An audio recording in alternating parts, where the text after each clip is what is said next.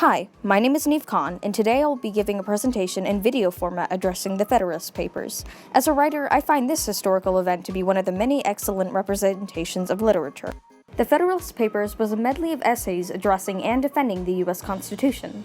It was created under a pen name, later to be discovered as Alexander Hamilton, James Madison, and John Jay, all advocates for the cause. A notable event previous to the essays was the end of the Revolutionary War, as well as America's discovery. The Confederacy would be a hassle to keep in America. They needed a new form of government. The proposition of a new form of government was a large factor previous to the Federalist Papers. Later to be created was the idea of a U.S. Constitution, in which generated controversy in the public, thus indirectly establishing the difficulty in driving a trio of founding fathers to act and achieve. The papers induced a debate spread throughout the nation on the topic of the Constitution, and served as a successor to their original intent.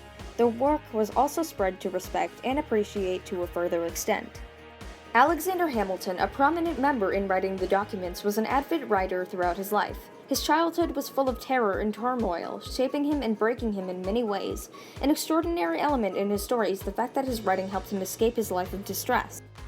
James Madison was a delegate to the Philadelphia Constitutional Convention, as was Hamilton. He was a member in many discussions, especially the one in which negotiated the foundation of the integration of a U.S. Constitution. His stance on the government betrayed his belief of a central power to moderate between all. Oddly, John Jay had not been chosen for the Philadelphia Constitutional Convention, as Hamilton and Madison had been. Instead, he had been a mere supporter to the new U.S. Constitution. Though he had arranged to write 7 to 8 documents, he only managed 5 due to his illness. I believe a drive for this band of historical figures was simply the need for change and evolution in our world. Their mentalities were quite forward, despite the differences between today and then. I also believe that Alexander Hamilton was hungry for challenge, as a distinctive trait of his would be tackling obstacles, even in the most soul-crushing, contradicting ways. Whilst creating the papers, it is notable that they exceeded in their plans. They completed all 85 documents, approximately 3 times the work they had first arranged to complete. Not to mention, Hamilton did 60% of the work, all over the course of 6 months. Publius was the pseudonym the three worked under and established publication with. Publius is a Roman term translating to public, sparing no hints in the identity behind the writing. As I have researched the documents and its consistency, I have encountered a distinctive quirk to the series of documents.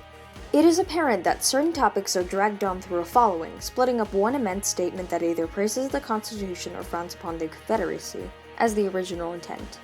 In the first 22 essays, there is a cluster behind 3 of the subjects. The first cluster consists of 6 documents split, concerning dangers from foreign force and influence. This subject discusses the safety of the citizens and addresses the idea that foreign affairs have downsides.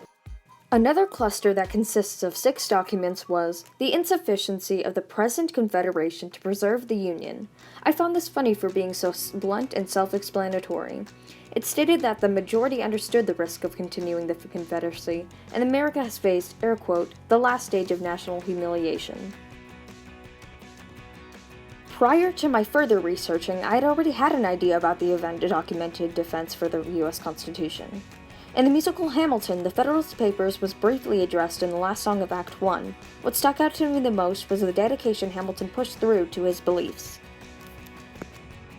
Overall, I appreciate this event in time. I appreciate the founding fathers behind Publius for fighting for what they believe in the most peaceful actions. It follows my everlasting pacifistic set of morals. Violence is not always the answer.